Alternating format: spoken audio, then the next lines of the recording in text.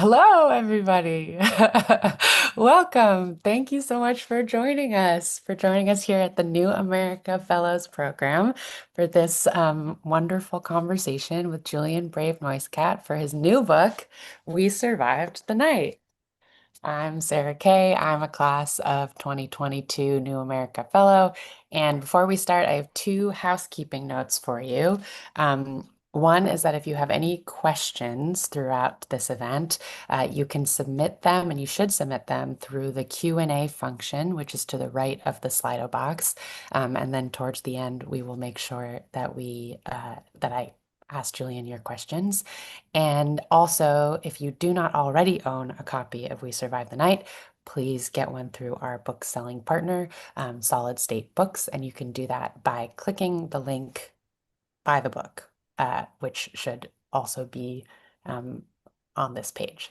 And it is now my pleasure to introduce Julian Brave Noisecat.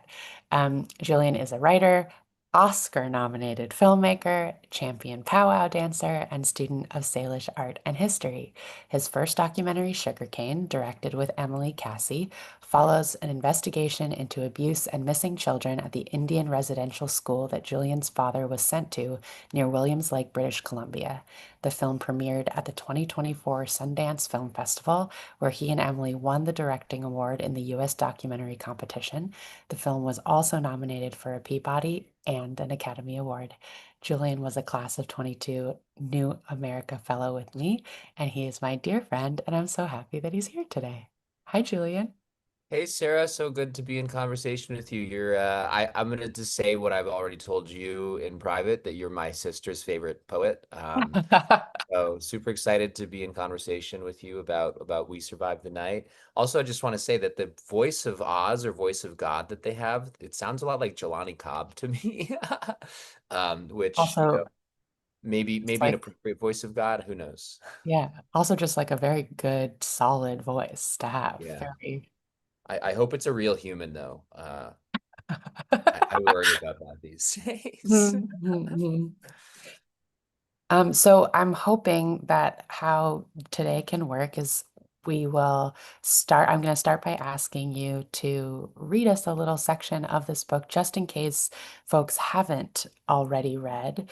And also, I should say, definitely, if you haven't read this book yet, click the link by the book.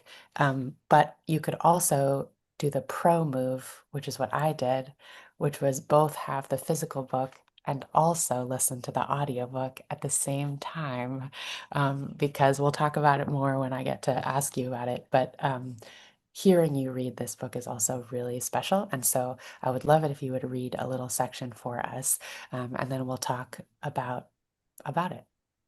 Sure. So this is a chapter 15. It's called The Father, the Son, and Coyote's Ghost, and it begins with a little mischief. Dad cruised through Goldfield, Nevada, a town of about 200 people and no stoplights, halfway between Reno and Vegas on Highway 95. His long-haired, overweight, proud-cut, black and white Chihuahua Angus rode shotgun. The black of Angus's coat wrapped around his ear, making an almost perfect line between his eyes, covering one with black and leaving the other white, like an eye patch. Rejected by Dad's then-wife, Jane, a Comanche champion powwow dancer turned artist and later Hollywood producer, Angus was a bandit, spirit guide, and social media influencer. He was a dog who lived many tales, of which this would be one of Dad and Angus's most memorable. With a quarter-pound of jarred dank weed stashed in the trunk and a cloud of purple haze trailing behind the 1999 Chevy Suburban. It was June 2013. I was 20 years old, a rising junior at Columbia University, about to go to Cannon Lake for a summer of powwow dancing and language learning. Dad had traded a Lakota guy 2 Blackfish hunter prints for the bud in Washington state, where weed was legal. Dad's black formline style print with white accents on a round of blue pulp paper depicts a thunderbird circling a killer whale. The thunderbird is a mythic avian that shoots lightning from his eyes and flaps thunder from his wings. In the lore of the Northwest coast, the thunderbird is the only being who hunts killer whales. Dad had acquired the truck from a Santa Clara Pueblo guy who he was paying, but he was paying for it in installments. So Dad's name was not on the title. Driving a truck not in his name with a stash of stinky weed in the trunk, Dad chose to ride the blue highways from Washington to Santa Fe. A decade later, he couldn't remember if he was trying to stay out of trouble or get into it. I didn't know what the fuck I was up to, he recalled. I think I was sabotaging my marriage, he said. You know how anti-weed she was. She was a Bible thumper without a Bible. As he passed through Goldfield going well over the speed limit, a cop flicked his lights. Dad rolled down the windows to air out the ride before pulling over. He was a few hours north of Vegas. I was on summer break and serendipitously in town too, visiting my then girlfriend. When the officer approached, Dad suggested they talk on the side of the car. He explained he had 3 jars of weed, not for sale, just for personal use in his trunk. How about I just give them to you? Dad suggested to the lawman. Fine, replied the officer, out of sight. Out of sight of the cop's dash cam, Dad handed off the weed, thinking the cop would keep the drugs for himself and let the incident go down as a speeding ticket. But the officer arrested him and charged him with speeding plus possession. He was going to jail, and his canine accomplice was going to the pound. Dad was cavity searched. When he called his wife Jane, she said, "You're on your own." Then she called me. I wired Dad's bail from my modest cache of powwow prize winnings and set out for Goldfield the next morning. When I pulled in that afternoon, the thermometer was pinned at a blistering 105 degrees Fahrenheit. Dad had taken cover under a highway side bus shelter. Our first order of business was to reclaim his vehicle. That's when I discovered the title to the Suburban wasn't in his name, which meant Dad couldn't prove the truck was his. How, asked the towing company representative, do we know this car isn't stolen? It was 4 p.m. on a Friday. If Dad couldn't prove he owned the vehicle by close of business at 5, we would have to spend the weekend in Goldfield. He dialed and redialed the Pueblo guy who held the title. The truck's former owner was likely slow to pick up because he figured a call meant the monthly check was late. But pick up he eventually did, and the keys were ours. Next, we had to free the dog. We were told Angus was in a pound by the stables on the north side of town. With the clock approaching 5, we hustled. Angus, hollered Dad, hopping out of his truck. Angus! The kennels were empty and overgrown with grass and sandburrs. Angus may not be coming home, I told Dad. He was beside himself. We called 911 to report Angus stolen and headed for Vegas. About 15 minutes later, the police called back. Animal control had the dog, so I called animal control. They pointed me to the kennel. When I told them Angus wasn't there, they contacted the warden on duty. Another 30 minutes down the road, a second call came in. Apparently, the warden, an animal lover, had dropped Angus off for a pro bono trip to the spa, where they cut the burrs out of his long hair. We doubled back and met her at a gas station. When the warden pulled up, Angus's tongue was hanging out in a big wet smile. Dad and I are lactose intolerant, but he wanted ice cream to celebrate, so I bought him a huckleberry cone. Bloated and dazed, we drove back to Vegas, each in our separate cars. Mm. Yay, thank you. What a fun section. Um, there's a there's so much in this book. First of all, I haven't gotten to like see you really since the book came out, and just tell you, like, as a reader, how much I loved reading it. It's such a fun, mm, moving, entertaining, exciting, informative, educational, but also like whatever the opposite of like dry is. It's like very living in its language. And what I wanted to first, compliment you on, ask you about is um, the many different types of writing that are in this book. I think, like, to a reader the experience of reading the book is just like enjoyment, like what a joy to read. Um, but I think like to someone who is also tries to play in language, I can like see all of the or not all of, but I can like see some of the gears moving in there. And it's so impressive how many different kinds of writing there is. So for folks who haven't read the book yet, um, you very early on sort of explain that the book is going to weave together um, spectacle Spectacles, yeah.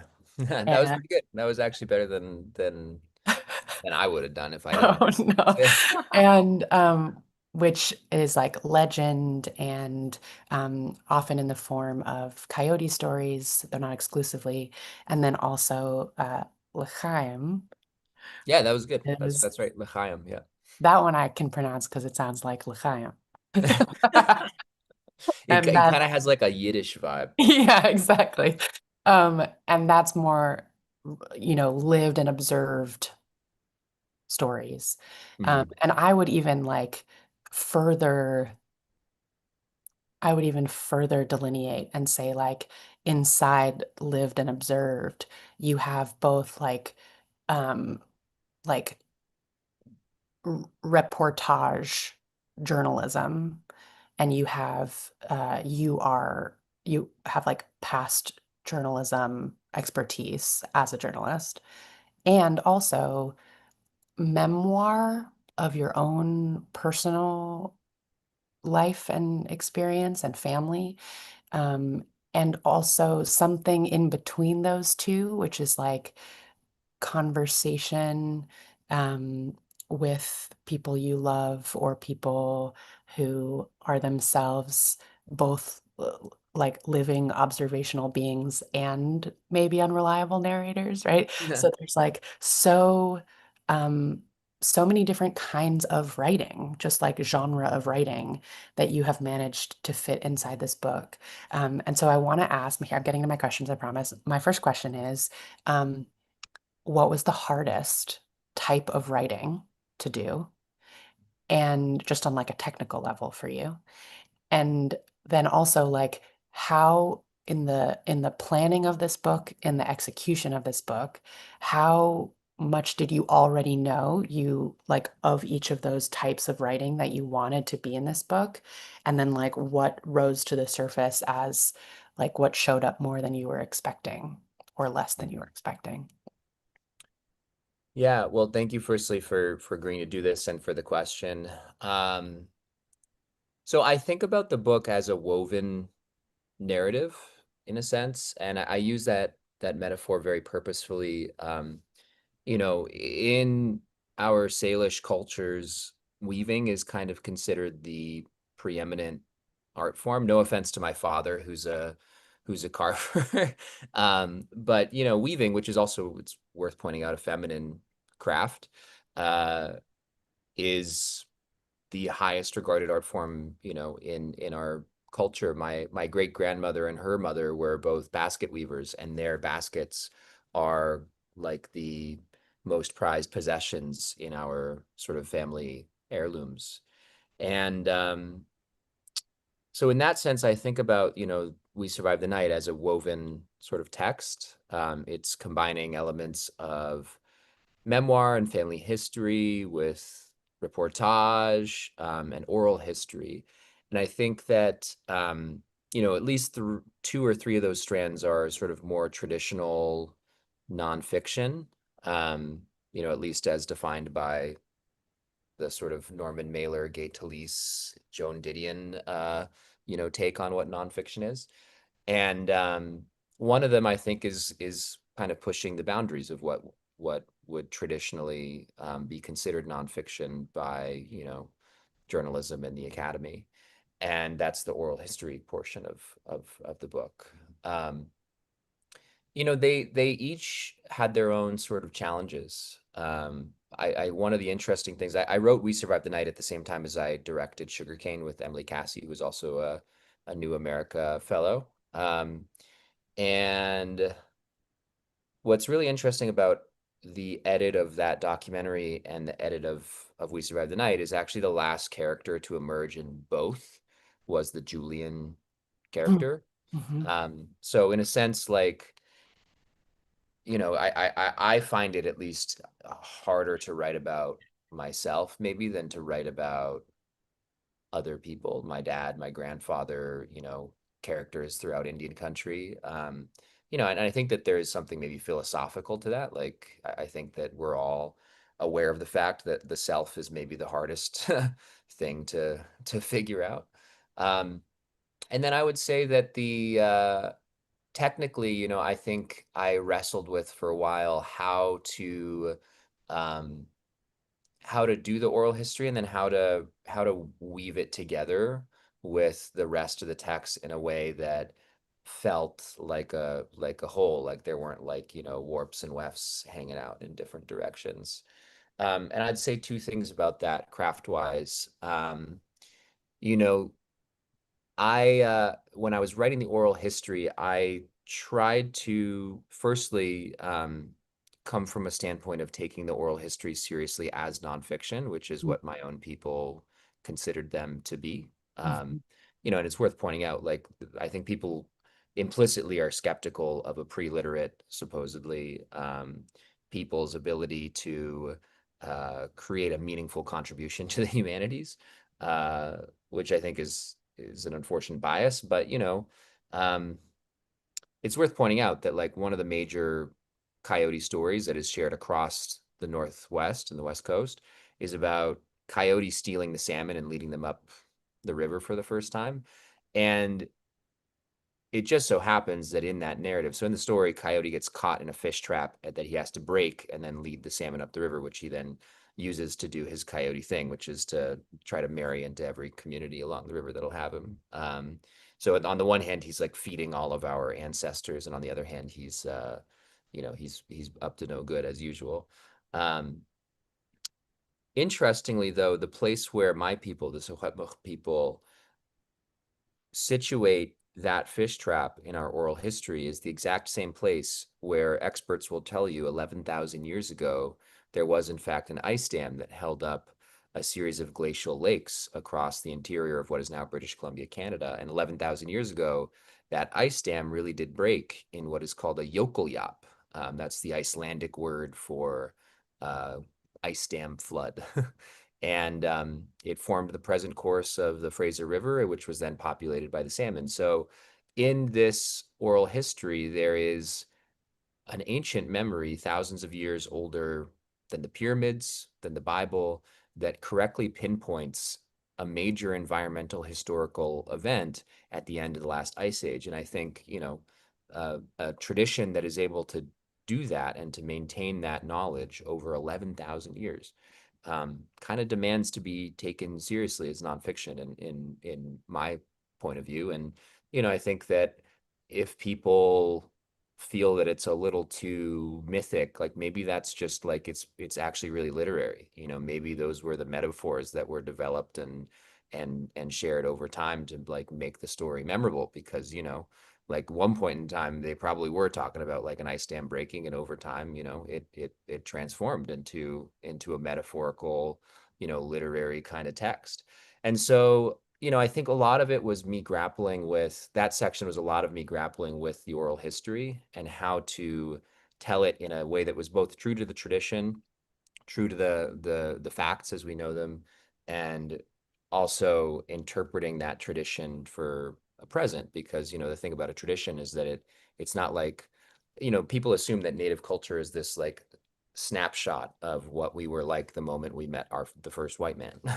Mm. And you know I think that that's actually exactly wrong in a take on what tradition is. Tradition is, you know, not something that's frozen in time, but that's something that remains relevant to each new generation. That's what makes a tradition living. I mean, there's no accident that Coyote is a transformer, a shapeshifter. There's a lot in that. And so, like I take some liberties in my versions of the oral histories, which is rooted in the research actually. So, for example, in Coyote stealing the salmon, uh, in the versions of the oral history that were recorded by ethnographers, there's some debate as to the identity of the two witches who are catching all the salmon and keeping for them for themselves because they're like monopolists at the beginning of time. And so I figured, well, my ancestors had some debate about the identity of these witches. Sounds like it's fair game for me to like make them relevant to the present moment. So in my version of events, they're actually two lesbians who are in the middle of a fight, a couple fight Spat. about Yeah. their a spat about their open relationship when the trickster runs into their fish trap. Mhm. Which again, I think that's fair game because my ancestors had different thoughts about it.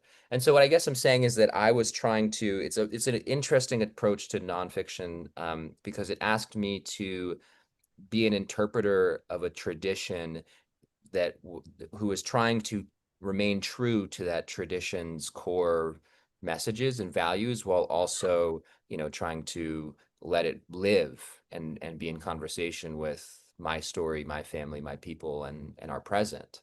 Um, which I think was a really interesting exercise. And I had never written like that before. Mm. I had never had the idea to do some kind of writing like that before. And then I think, the other piece of it that was challenging was figuring out how to weave it together.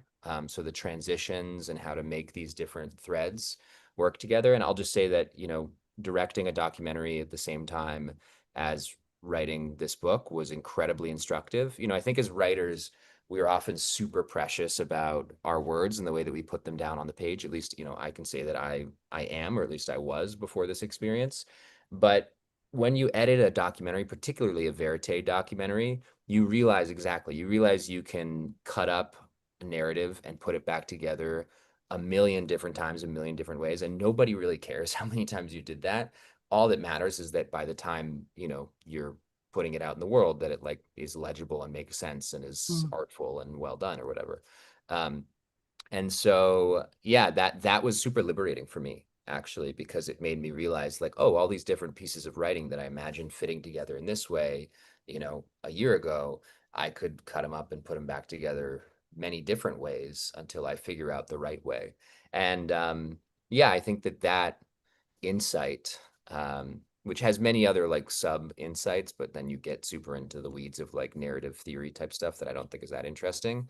Um, is I think it's something I'm going to carry with me for the rest of my career, which I don't know how much longer they're going to let us keep writing books. It seems like they're trying to take this art form away as fast as possible. Well, first of all, so many things that you just said, I'm like, I have to keep up with how many things I want to ask you and talk about. Um, Yeah, uh, sorry, I tend to weave in my answers too. no, If you impeccable, I might impeccable just have answer. ADD or something. Listen, but your ADD and my ADD, we're gonna be everywhere, which is fine. Um, uh, First thing is um, the treatment of. Let's talk about what you just said because it's freshest in my head, which is like the what editing a film taught you about the ability to like move things around, and the freedom of structure. And I will also say again, like for folks who haven't read the book yet, um, not only are there all of these different genres of writing very beautifully woven together, um, but I'm a real structure buff. I get real into structure. And I really loved how um, each chapter is very much could be a standalone essay, moment, history, you know, thesis, and um, is like very well woven into the greater narrative of the book. Does it feel like hitting a rock and getting knocked out of the entire project of the book? So that what you were attempting to do, you nailed. It is extremely effective in that regard. That like you have the transitions between the connective tissue, the the way these stories are held next to each other and between each other is like incredibly artful and really cool just on like a technical level. Oh, big. um big time. And then um treating oral history and um, uh, spectacle. I'm gonna just keep trying. I Um, appreciate it. It's kind of it was intentional to use the language.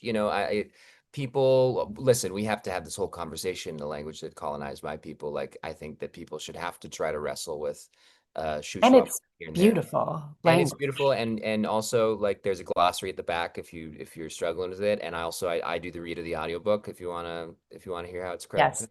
But so treating oral history, treating the Spectacle and the Coyote stories as nonfiction, as they are understood to be, um, is so like important for a number of reasons. You have this, like, way after the book is even finished, you have this beautiful kind of epilogue, which is a note on coyote stories. And there's a little section in it that you'd say, like other indigenous bodies of knowledge, coyote stories have been written off as fantasy by the dominant culture. This is an old colonial trick. When our accounts are read as fiction, our knowledge can be discredited. Our ability to govern and even think for ourselves is called into question. Pretty soon, anything and everything can be delegitimized and taken away: our land, our language, our culture, our children. And this is why so many have forgotten we are Coyote people, that we were colonized that hard. But there, and that I just was like very struck by that. I like held on to that section.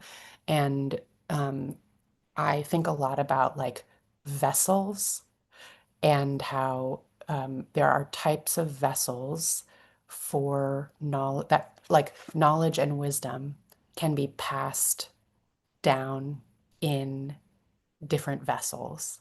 Mhm, And there are certain vessels that um, people give more authority to, or are just more familiar with uh, than other vessels. But so, like, I'm a poet, for example, mhm, and the vessel that I most often rely on is the form of poem. mhm, And the form of poem is a vessel that can be used to pass knowledge and wisdom and beauty from one person to another. But it's not the vessel that people are perhaps most used to relying on for their knowledge and information, at least not right now anyway. But at different moments and in different cultures, people did rely on poems as those vessels for knowledge and wisdom. And so similarly, I think like having to insist upon these vessels as important vessels for knowledge and wisdom and history and nonfiction um, is is just like very tremendous work, because it is also it is like training a new generation of readers to become more familiar with that form of vessel, mm. which I just think is like really. Yeah, I really appreciate how much thought you put into this. I think that that's it's what you say about vessel is very similar to actually a way that I conceptually think about it. I think about forms. So, in my father is a carver, and in the carving traditions of the Northwest Coast, there are certain forms that are repeated and handed down. Um, Going back a long, long time. And there are certain uh, particular carved pieces that actually many different artists have their own take on. For example, there's this rattle with the it's a raven rattle with a man on the back of it, and you will see different versions of that rattle from many different nations in many different museums over long periods of time. People to this day still make different versions of that raven rattle. And so while I was working on We Survived the Night, I was really interested in working from the level of the morpheme all the way up to the structure, meaning like the most basic unit of linguistic meaning, all the way up to the structure of the text with forms from my own people's um, culture, language, narrative traditions. And so weaving was one example that I brought up. The title of the book, We Survived the Night, is derived from the word that we use to say good morning to each other, chochwinoch, which doesn't mean good morning. It means you survived the night. Um, and I often thought about what that meant. In the winter of 1863, for example, when two-thirds of our nation died of smallpox, and in the mornings after the children were taken to the Indian residential schools. And I also kind of often thought about how like darkly funny it can be used as well. There's an Easter egg in sugarcane that only my people get because some things are for everybody and some things are for a particular audience. Um, the penultimate scene of the film is me and my dad walking into as my grandmother's house on the Cannon Lake Res for him to have this conversation he's been wanting to have with her about his birth for the first time. And just before we ascend the stairs, I call out to my grandmother. I say, "Chukwi no kya, you survived the night, Grandma." And she, without missing a beat, goes, "Oh, don't remind me." So, I just think that there's a lot in that. There's in Chukwi no, you have so much. There's poetry, there's social commentary, there's like a sort of wry, tragicomic Indian humor. And I think that that's kind of what I was trying to work with that was the material that I was trying to work with for this book. Um, and the Coyote stories similarly were an opportunity to do that. The book is also has these interstitial poems reflecting the 4 days of I did a fast for the last 4 years where I went without food and water for 4 days and 4 nights on the summer solstice, which is a long time with no water, just for the record. Like if you Google it right now, like WebMD or whatever will tell you like a human Don't body, do this. Yeah. a human body can only last 3 days without water. And I'm like, well, apparently another example of Indians knowing better than the science. um, but yeah, so and that, these things all I guess are the intention here is to show that these forms that were nearly wiped off of the face of the earth get at parts of the human experience that are particular to our people, but that also are universal, that are deeply legitimate as forms of knowledge, of forms of non-fictive truth. And I think that the entire project of colonization was based on the idea that wiping a people and their way of life off the face of the earth was progress, that would make space for a superior way of life and set of technologies and cultures to flourish.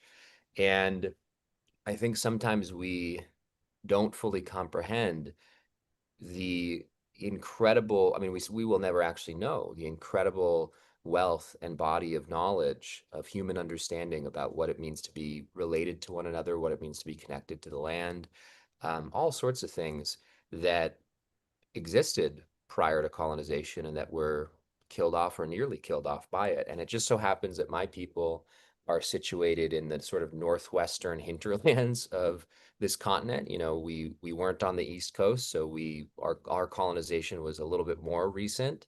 And so, our stuff has almost died off still because the schools and everything were so intense, but some of it was at least like written down in ethnographic anthropological texts, which is, by the way, where I had to go to learn a lot of this stuff. This was not stuff that my own family talked about. I had never heard somebody other than like a long lost uncle once tell a coyote story in my entire life. And so these ways, our language has only two remaining speakers on the Cannon Lake Res. Weaving is not something practiced by my family anymore. Uh, you know, these are all things that are imperiled. But if you're making a movie about, I was directing Sugarcane and writing We Survive the Night at the same time. Sugarcane, in a sense, is about the system that nearly wiped my people's way of life off the face of the earth. And if you're making a movie about that at the same time as you're writing a book about indigeneity, you inevitably are going to ask yourself, what parts of your people's way of life do you, as a storyteller, have a responsibility to try to bring back to life on the page? Um, and one interesting note about this, just since I used the word page, you know, the book was selected just yesterday or this weekend for Audible's like top 15 nonfiction books of the year, which was cool, super Really cool. cool. And I really appreciate it also because I narrate the audiobook, and there's a huge um, another example of how our cultures actually can get at questions that are deeply relevant right now. Mhm. There's a huge anxiety in publishing about culture's transition to orality, right? I mean, this conversation is another example. Like uh, like a podcast would chop up our little conversation here into little 30-second videos that would be put into the infinite carousel of social media. Um, but of course, for the vast majority of human history, culture was oral. And it's for my people, culture. I mean, literacy has been a truly a blip. Um, and what's really interesting about orality and about a book in an audiobook format is firstly that it is more accessible. So, I have gotten countless photos of We Survived the Night on truck media carousels from my family driving through the Caribou of British Columbia, the rugged interior of British Columbia, which is amazing. And secondly, in the audiobook format, I think there's actually more decolonial. I mean, the book is beautiful, don't get me wrong, but there is a certain decolonial potential to Mm. an audio format for storytelling, um, because you have to encounter my people's words and language on you have to hear me say them and pronounce them the right way. I mean, I'll be honest, when I encounter a word I don't know how to read or pronounce on a page, I sometimes will just skip over it. But Mhm. you can't do that on an audiobook. And also you have to encounter my words the way that I, would rhythm them out, to the music in my head. And Uh, literal singing. and I sing too. You Yeah, beautifully sing. I reference some of some of our songs, and I sing them, the clips of them that are in the text. And so yeah, I think that there don't count out the power of orality and an oral culture. I guess would be my take.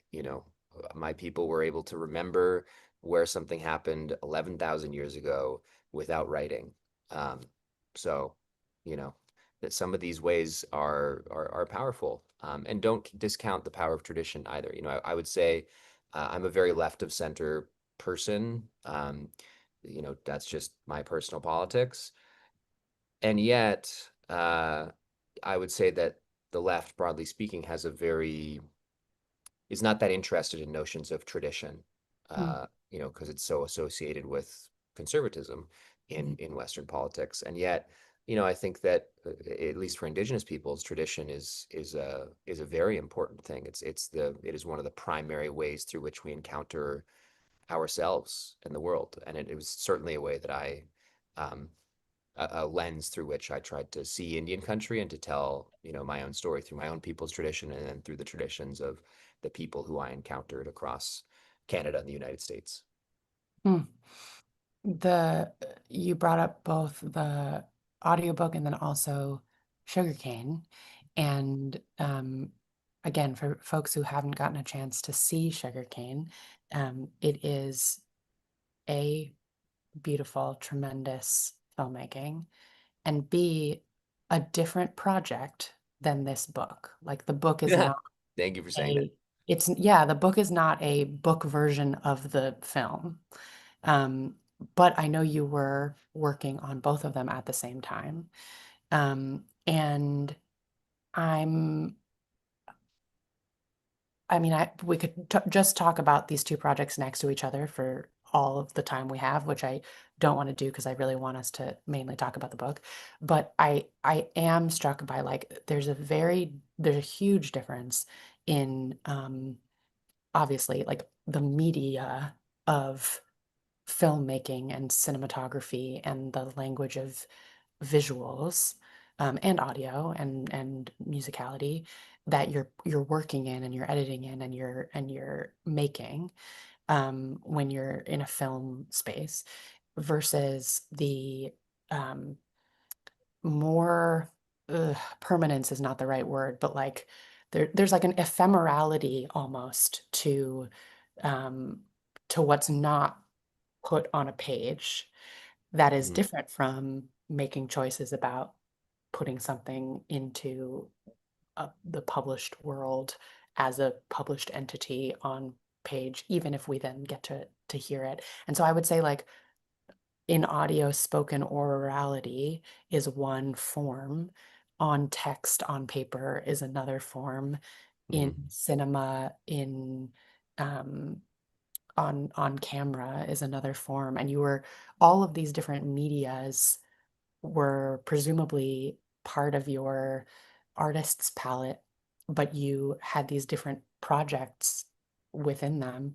And you mentioned already like a little bit of what making the movie taught you in terms of editing and structure for the book. But I'm curious if like the working in this specific form of book also dictated the project of what the book was Mm. in contrast to what the project of the film was. Yeah, I think about so moving pictures and words don't fit together in the same ways is the way that my mind works about this. And also the formats are different lengths. You know, the time ask of a feature documentary is our Sugarcane's an hour 47 minutes. So you sit down and you watch it in one go. We Survived the Night, the audiobook's 15 hours. um, it's over 400 pages, which, in this attention economy was asking a lot. So I'm very grateful to everybody who gives it a go. Um, But you so can, but then the experience of it is different too, right? it is, yeah. You put it down, you come back to it. Maybe you have it going when you're in the car. I mean, I drive all the time because I live on the West Coast, so I do audiobooks quite a bit. Um, and so I've been thinking about, and my thinking about this continues to develop over time, by the way. I mean, these thoughts about orality were things that I was grappling with as I was writing the book, but they have come into a more focus afterwards, after doing the audiobook and thinking through like, oh, like, the stuff about language, the stuff about encountering my words the way that I would rhythm them out and things like that. Um, so I would say that these are all things that I'm continuing to think about. So these are my thoughts about these things at this present moment. I would say that I think about writing right now to a certain extent as it's interesting that you see it as more of like a final thing. For me, um, or having a little bit more permanence. It does, and at the same time, the capital required to make a film, and the number of different people required to make a film, Sure. means that like every minute of every second of film is the cost per second of film versus the cost per word is greater. Um, and in that sense, I sometimes think about writing um, as a beginning point to narrative forms that I'm starting to grapple with and think through. Mm. I had never seen a narrative nonfiction book that took the coyote stories, that took trickster narratives as a serious nonfiction genre, and I had never seen it done for the entire text. I'd seen people like touch it in the text, but not as Mhm. a whole thing.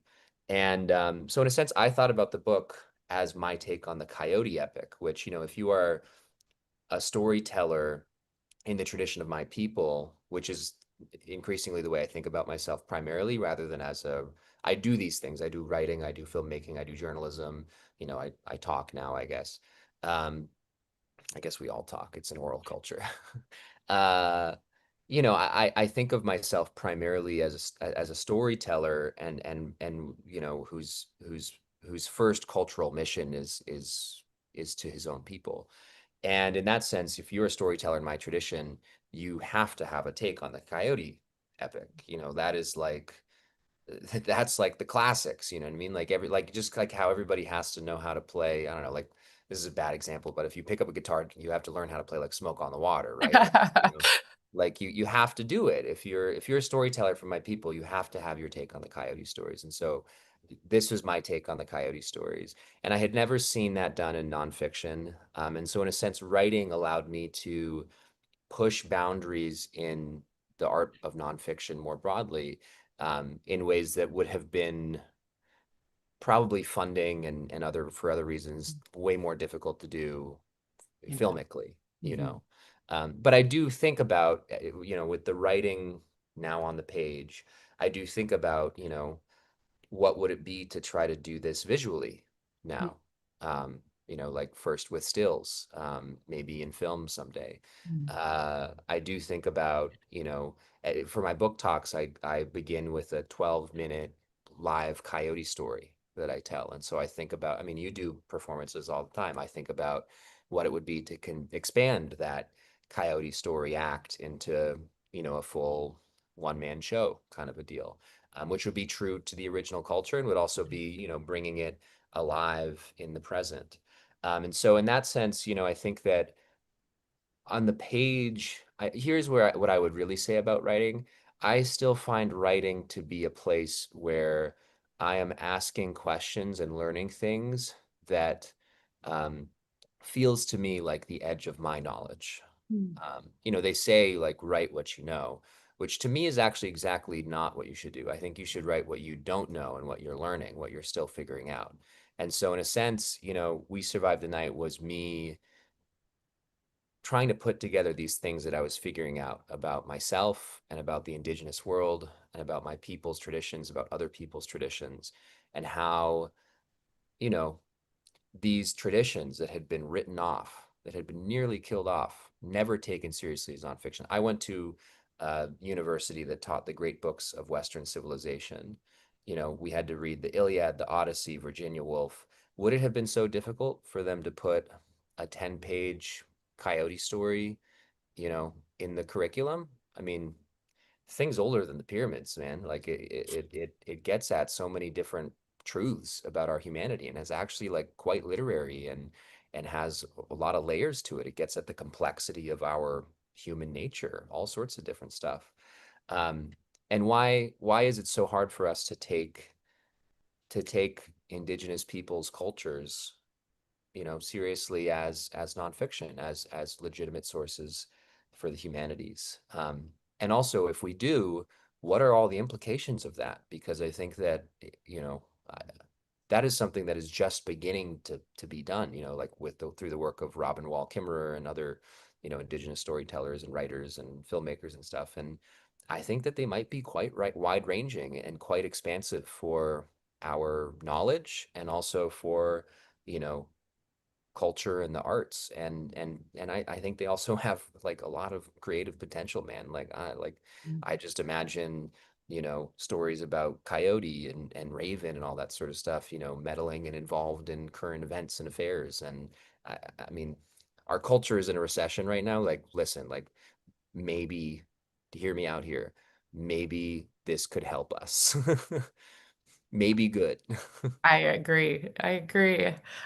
Listen, I could talk to you forever, but I want to make sure we get a little bit of time to answer some of our awesome audience questions that have been showing up over here. And so I will reach into the audience question box. If you have a question you haven't asked yet, pop it in there real quick.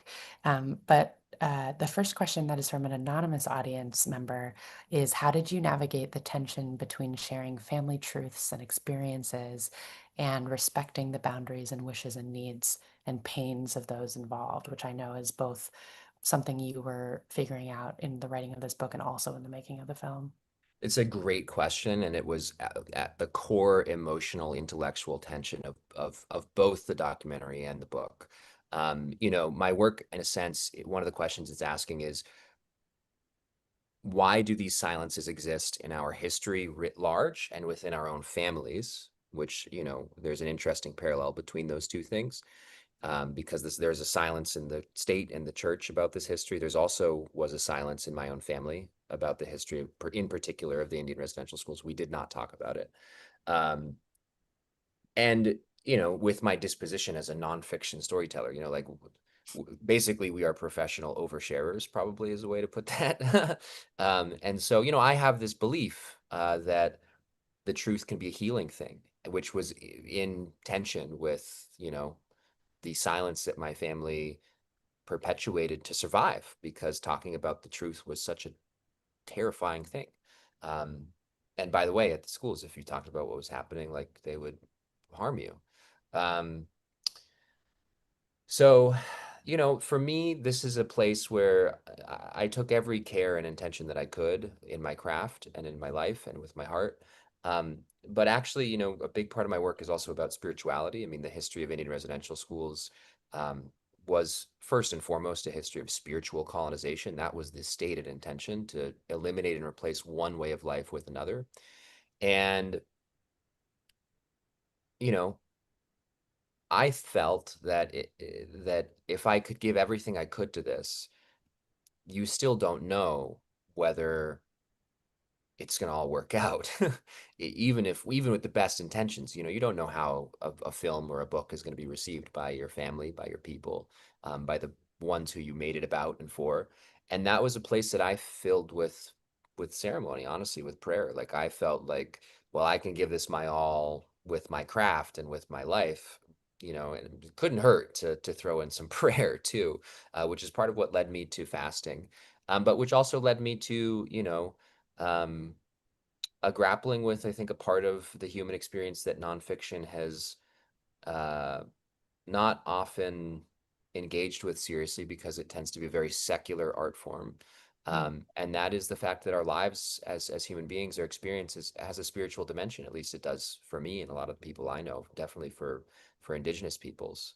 And within our traditions, we always left space for um, the supernatural, the mythic, the spirits, the beyond. And, the existence of the fast as an interstitial moment throughout the book, which we understand ourselves to be in the spirit world when we are fasting.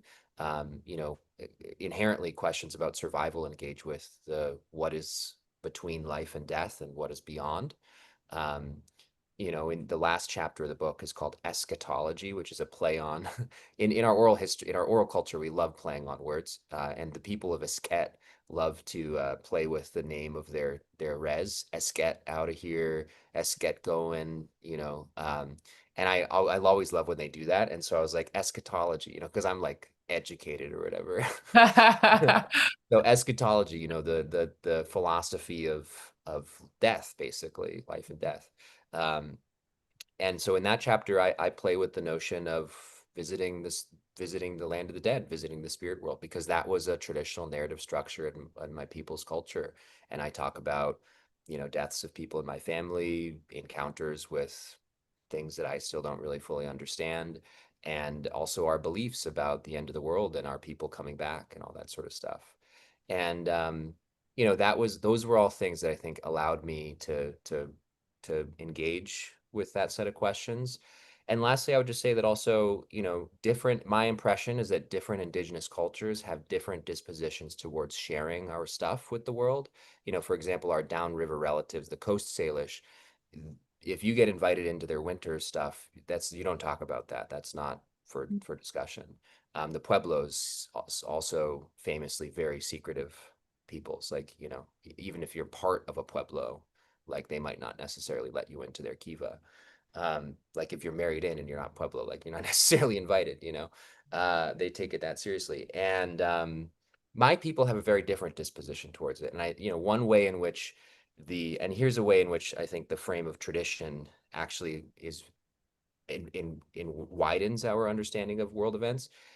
To me, in my mind, it is not a mistake that the discovery at the Kamloops Indian Residential School, which was a school situated in my nation's territory, Secwepemc territory, as well as St. Joseph's Mission, the school at the center of the investigation of sugarcane, also in my nation's territory. It was no mistake that we were at the forefront, my people were at the forefront of sharing this story with the world, because we have a very open disposition, maybe sometimes to our own detriment, Mm. with the world. When the first white man showed up on our salmon river, as I write about in the book, our neighbors, the Chilcotins, they're very like they still to this day they're the majority population in their homeland. They kept out white people. Our people, when Simon Fraser showed up and was like, I'm going to go to the Pacific, we were like, that's a bad idea, but we're going to send one of our chiefs to ride ahead of you to the next villages to make sure that they know you're coming, so that they don't like kill you on sight. And I just think that that's kind of how we are. We have a very open relationship to who we consider relatives, the world, our willingness to share our culture and our traditions. And, like when we were making sugarcane, my co-director Emily, who's who's Jewish, who's white, was invited in to the community was invited into some of our ceremonies. Was welcomed. And I just think that's kind of how we are. So I think that that also made it more possible for me to share. So thank you so much for the question. It's something I think a lot about. We've got only 2 minutes and we've got a hard out, but I want to sneak this last question in for you because I think it's a beautiful question. Ashley says, I'm so excited to listen to your book. My great grandpa was the last person in our family that could speak the language, Okanagan Salish. Thank you. Having done it, would you write a book and work on a film again at the same time? And if yes, what would you do differently next time? Do you have lessons or advice? I'm starting on another book doc combo. The next book is a novel though, but although the next doc is a doc, and I'm solely directing it. Um, you know, my only advice to myself is I increasingly have a kind of pessimistic take on the situation for our culture. I mean, listen, my people have survived apocalypses before, so we will get through this. At the same time, though, it is possible that these art forms get pushed all the way to almost zero. It is possible that in the future they only exist in nonprofit form. Um, that's basically already the case for documentary, at least for ones that are not about cults, crimes, and celebrities. And so I think about right now, my body of work as like what do I want to have produced in a moment in history wherein it is not guaranteed that they will let us continue to write books and make movies and make documentaries, um, which I think is both a startling way to look at the world, but also um, I think that it can renew a sense of urgency and purpose in your work. Like, what are the things that I want to, if we don't get to keep doing this forever, what are the things I want to have left behind for my descendants to look back at, like, their dad Julian someday, their grandpa Julian having left in this world, Well, which not is this not world. great for sleep and managing how many different things you're doing at once, but you got to make a living somehow. Hmm. Thank you for that answer. Thank you for this conversation. Thank you for that question. Thanks for joining us, everybody. If you haven't already bought a copy of the book, don't forget to also get the audiobook. I'm going to plug it again. I really loved listening to you read and sing. And I just really loved this book. So thank you for making it. I hope you make more of them so we can continue reading them. And thanks to the folks at New America for having us and for supporting work so we can keep doing it. Thanks, Sarah. You're the best.